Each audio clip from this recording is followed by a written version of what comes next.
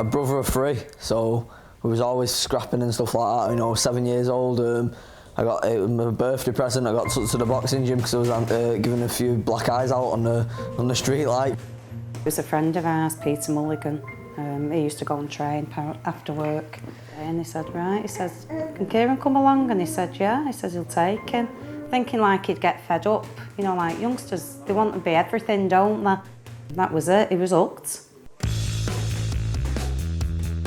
At a young age, for such a young boy, he really enjoyed it, and he was there every day at the same time, waiting for Peter to pick him up, and he took him a lot. Yeah, I really enjoyed it. Yeah, and that was it really. Everything was boxing then. My dad was always a boxing fan anyway, so he was always watching like the Mike Tyson or the Prince Naseem fights and stuff like that. You know, I used to love Prince Naseem. Ricky Hatton burst onto the scene, and you know that's who I idoled myself off. Ricky Hatton was my boxing idol, so there was a lot of similarities with me to boxing the way Ricky did with the body shots and stuff like that. You know, I started hurting my opponents as an amateur. I was asked off a few parents, how can you watch your son fight? I said, just got used to it. You know, I never stopped them doing anything they wanted to do. It was his choice. I've never, ever, you know, I wouldn't have been able to anyway if I wanted to, so. I went to Bury Amateur Boxing Club and I got my medical card, and when I was 11 years old, I started proper fighting myself, and you know, I started doing all right. But it's like I say, it was more of an hobby to me, you know, until I got to age 15. That's when I started getting successful, and I started knowing that what I have to put into the sport to get the rewards out of it. He could have easily gone the other way. Could have gone to the wrong path, but he didn't, because he was so into his boxing. And his a lot of his age were going out doing, you know, with the friends and that. He just went boxing, basically. My amateur days was my best days in boxing. You know, there was no money involved. I used to go around, get on the next flight to Poland, the next flight to Belfast, whatever. And I used to go over there and used to do the business and then come back, and you know, life was good. Favourite boxing memory as a child, well, nothing can compare to this. This is a programme for me, England versus. It was when I first fought for England. They got me England vs England Tri-Nations. It was England, Scotland and Wales, and now, oh my God. I told the teacher in year 6 that I'm going to be a professional boxer and tarmac for my dad, and that's exactly what I did. As soon as I could turn pro, I would turn pro, and that's what I did. This is a ring jacket. I never wore it actually, but I used to be wanted to be called the Pocket Rocket when I started. Don't forget, I was 8 stone and 5'2". Once I went up to lightweight, I weren't fitting in for the Pocket Rocket. It just weren't happening like, so I had to change the name, and then I just changed it to Vicious. My ambition was to be world champion. You know, I seen Anthony Crolla as my next stepping stone to great things. My whole career was probably riding on that fight. He was the kid on the way up, and people was thinking my best years behind me. I knew there wasn't, but I knew I lost to Kieran. It would have really set me back. I really would have had to starting my career all over again. I knew it was going to be a tough fight, but I had the confidence before it that I'd come through it, and it put me back into the title picture. I remember coming down here and you're always getting held back all the time. You just want to get in the ring, and these people like bouncers and stuff like that say, oh, hang on a minute, like every 2 seconds. And I remember being behind the curtain here, and I was held here for a bit, and then my music kicked in, and then I was ready to go straight away. I just come out there like that, and it was like, there was no feeling like it, like bar my debut, and the chills up my spine as I come out, and all the kids and all that hanging over the fence just to, you know, to get a glimpse of me, like I'm the big shot, and it was mad, and such an ordeal was coming out there like that, and I just jogged myself to the ring like I always do all the time. I touched the glove there, climbed in the ring, climbed right in the ring there, and ran right over to Anthony Crolla. I went, I gave him a good look out there, a good staring at, a good nod there, like that, and ran back there, as cheeky as I am, and then I was ready to go like The atmosphere was mad. All Kieran's fans were going mad, Crolla's fans was going mad, and it was a proper fight. Certainly looks like $1 million. It was cold in the Bowlers that night. It's always a cold venue, but it was a great atmosphere in there on the night, and all of Haywood come out to support him. They really got behind him, and it was his coming out night. Kieran "Vicious" Farrell. We're expecting an explosive start from him, boys. I'm expecting fireworks from the opening bell. Let's see what happens. From the opening bell, all you've seen was me going forward, and they say this kid doesn't know how to take a backward step. They said, Kieran Farrell will tell you that he can only fight one way, and I did. I fought one way, I went forward, they had a fight. Knowing the sort of fighter Kieran is, he just wanted an all-out war, and that's what he did. He went out there and he waged war with Anthony Crolla. This has got Fight of the Year all over it. Absolutely. I thought it's easy. I thought, wow, this is easy. I remember it was our 4th round, and I pinged about 6 shots off his head. I thought, oh my God, this is easy. I remember throwing like 4 shots there, and he just took them there like that. I knew Kieran was going to start fast. He's relentless. I knew he's got a real high work rate, punch output. He throws like say 100 punches around. I do remember thinking, when's he going to slow down, this guy?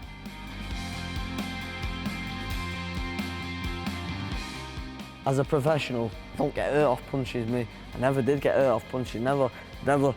Like, I had to work hard, every single round I had to work very hard. I used to be a crowd pleaser. Like, when they got jiggy, I got jiggy. They let their voices know, and I let my hands know. You know, anytime they said something, they started cheering and stuff like that. I got more into it and started giving it more. Didn't slow down because I was landing good shots myself, and I remember landing right hand after right hand on him, and he was just shaking them off, and he was coming again. Absolutely amazing. Take a bow, gentlemen. As the fight finished, we knew it had been a great fight. I knew it had been a tough fight, but I felt personally, I felt in control of the fight from the midway stage, and I felt I finished strong. When I finished the fight, I thought, thank fuck for that. I've done it, 7 rounds to 3, and I had it in my head. 7 rounds to 3, I was counting the rounds. I remember like getting lifted up myself off my trainer, and Kieran got lifted up off his. And that could end in tears. I think Kieran Farrell's in a little bit of trouble. I think he's sunk back on his stool. I think they're trying to get him a bit of oxygen. The thing I remember is when I turned round, I thought, something doesn't look right over there. And big sort of worry went through us, and obviously you don't wish that on anyone. And you just wonder if he's in this state now, what he was running on in those latter stages. Collapse to the floor. These aren't good signs, guys. These are not good. This doesn't look good. To be quite honest, I was like wound up myself. I nipped out for about a minute just to get my breath back.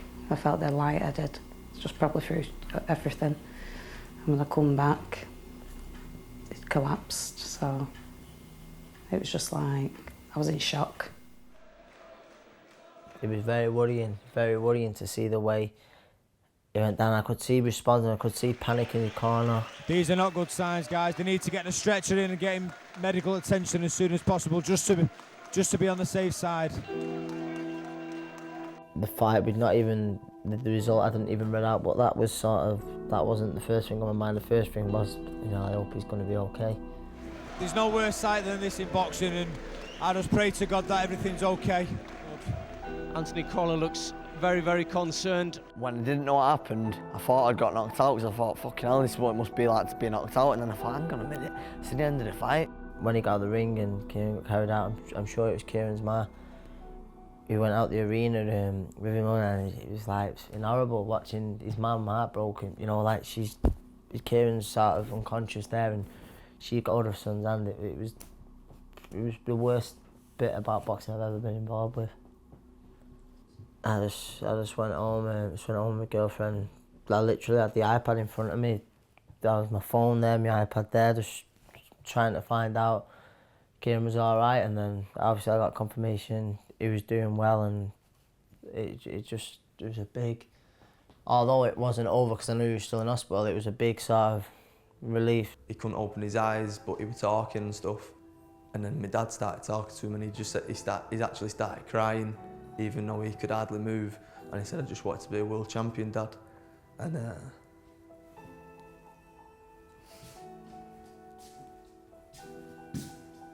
my brother didn't sleep for 2 weeks because he was having flashbacks of it. My mum She was in the back of the ambulance while I was fitting away. She was screaming at me, "Stop it, Kieran, come round," and all that, you know, getting upset, and, you know, I can't imagine what it's like for them.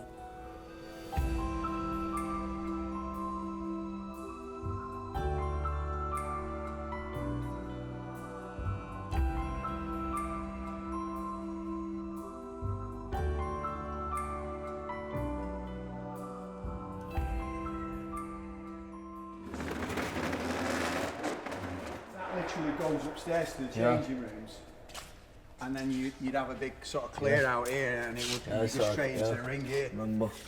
The atmosphere went from one that was electric it was buzzing, wasn't it? down to one that was like, is he all right? I believe I'm going to fight again. I think everyone that I spoke to was like, well, I don't know which way it's going to go. And then it was round to round, just an absolute war. Even like our staff had come out, we'd come down and watched it. Everyone is down for that, and the atmosphere was unbelievable. But I say I've never seen a change in an atmosphere in a venue this big to what it went. You know, obviously when it became apparent that you were going into problems, really.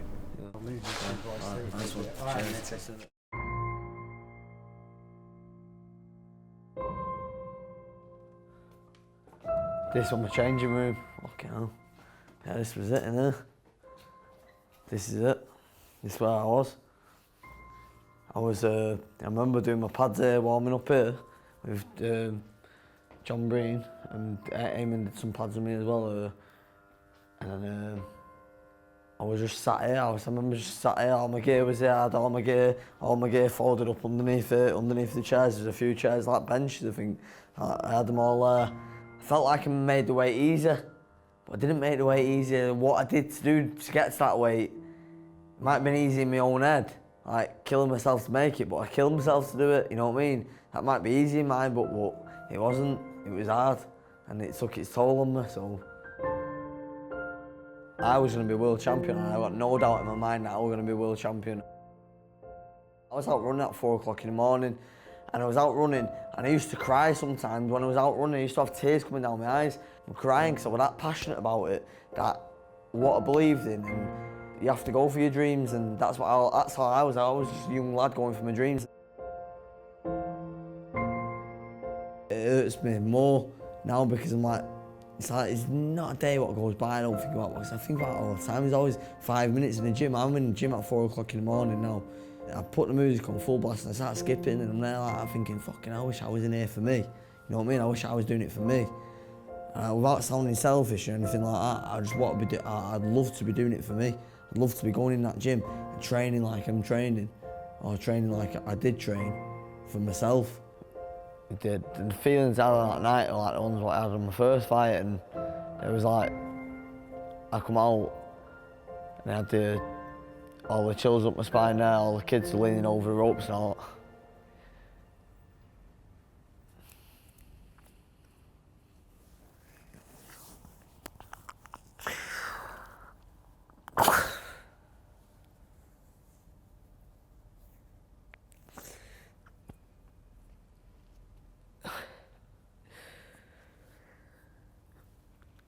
Just sad, that's all I can say. I had good feelings on that night, and then just ended bad, that's all. But the main thing is I'm alive, that's what I think.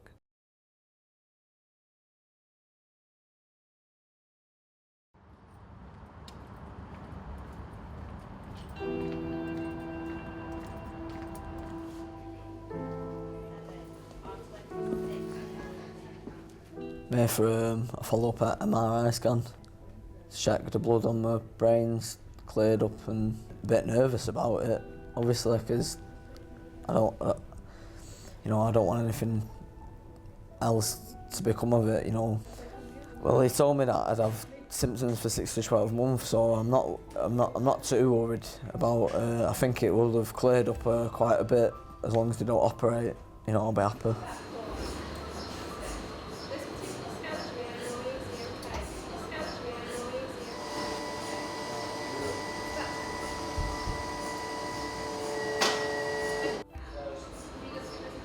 But no specific punch at all. it was anything but touched the side. It felt like there was water on my head, but I've felt that before. It felt like it was like a swelling of water on my head. Like I was like, it had the swelling, but it was like a swelling like no other. And anything what just brushed past it like, oh, a little sharp shot.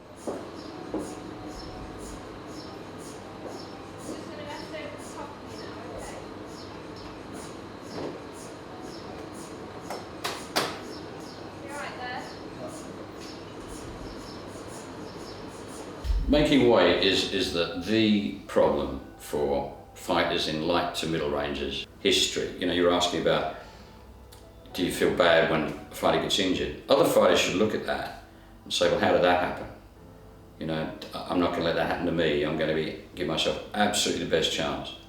And accidents happen, you know, that you can't legislate for that. It's a dangerous sport. But weight is the key issue in boxing.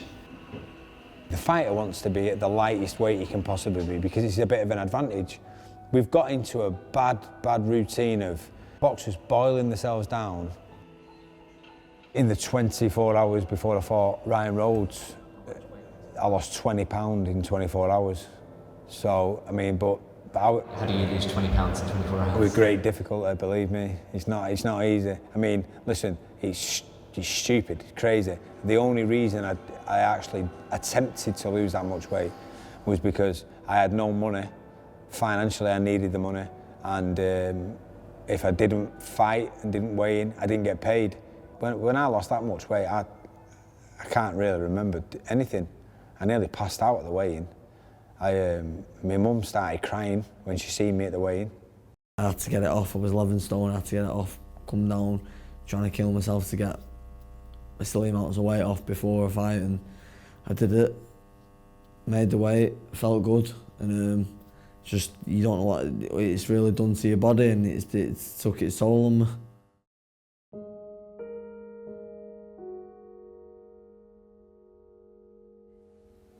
We always advocate that dehydration is one of the factors for brain hemorrhage, because in dehydration the body loses fluid. The brain can shrink, and that creates a space between the skull and the brain. When you have a brain hemorrhage, be it extradural or subdural, you can lose your cognitive function, you can lose your motor function of the body, you can lose your speech, and therefore we do not like to see brain hemorrhage in boxers. I've seen 2 fighters die in the ring. I've been at fights where they, you know, have died. That's pretty heavy. And you ask yourself sometimes, you know, how much is it worth? Your health's more important. It is. You know, it's me being selfish. You know, before the fight, if you told me, would you be willing to die in the fight with Anthony Crolla, I would have said yeah. I would have been serious as well, deadly serious.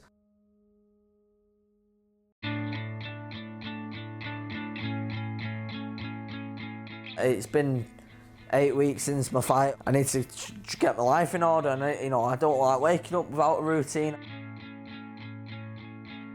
If it wasn't boxing, I'd be going to tarmac with my dad, so I'd be up at 4 o'clock in the morning going doing a 7-mile run, having a shower, getting changed for work, and you know, there'd be structures to my day. Been doing this since I was 7 years old. That was my career panned out. For it to end like it's ended, distraught with it, but I said to my dad, I said, no way that I'm getting an average Joe job. I can't go and be an ordinary person and go and paint for a living or anything like that. It's not in me.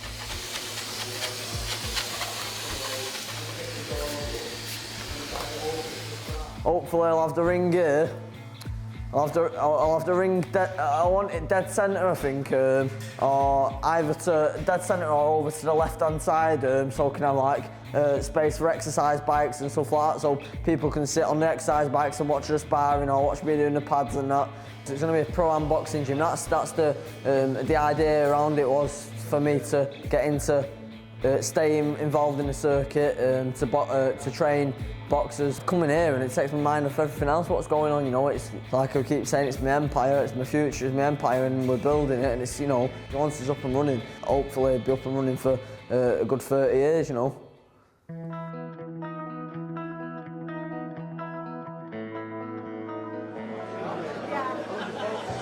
For Kieran, it's Kieran's benefit evening. Of course, this is a celebration of the all but short-lived professional boxing career. Ladies and gentlemen, he entered the ring 15 times as a professional boxer. He exited the ring 14 times a victor. Ladies and gentlemen, would you please welcome our star of the show tonight?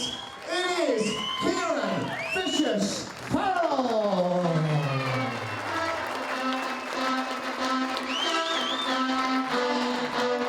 What was the best time about your career, Kieran? Go on, it was 15 fights. Tell us all about the best time in your boxing career.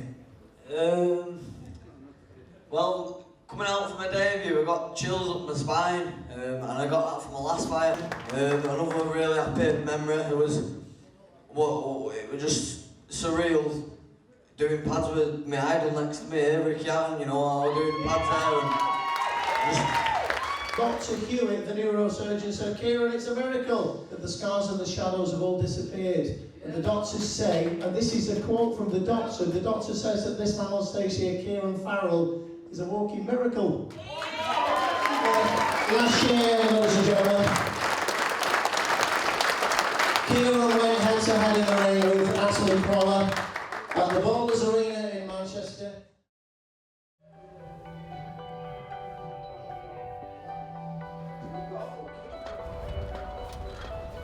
Anytime I was in the gym, that's where it was like my second home. I enjoyed it all the time when I was in there. So, you know, I've got this place now, and I've actually got my amateur boxing licence. I'm sending off from a professional one on Monday, thinking it's like I say, it's onwards and upwards, and you know, I'm back as a trainer. From Monday onwards, that's my new life. That's us then, we're ready to go, ready to rock and roll. Well, it's opening day, I'm going cutting a ribbon. I'm a bit more nervous about cutting a ribbon than I am to getting punched in the head, so that's it. I think the main person's going to cut the ribbon, and it's going to be myself, like, open.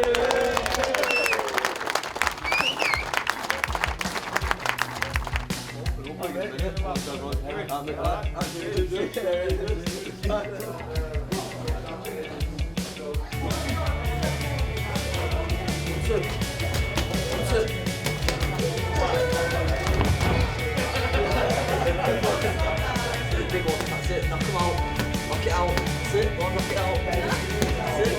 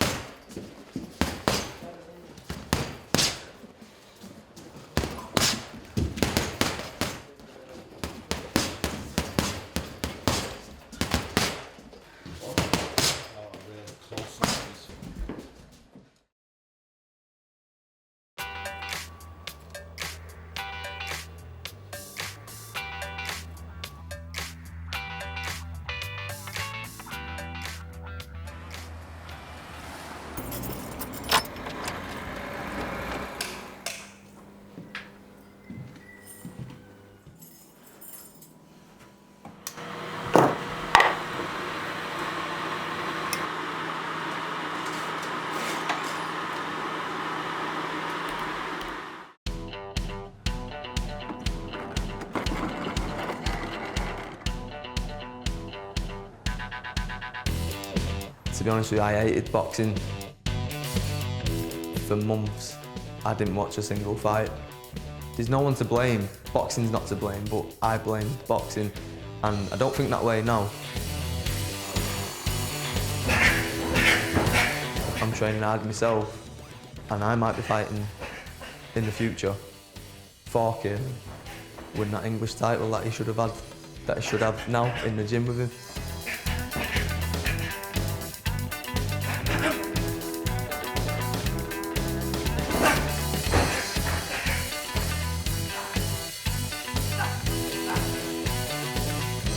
I know it sounds daft because of what's happened, but that's how we are. When we put our minds to it, we do it. He would have done it all again the same way. But yeah, I'm angry. He can't do it, and it would be a great story if I went and did it for him.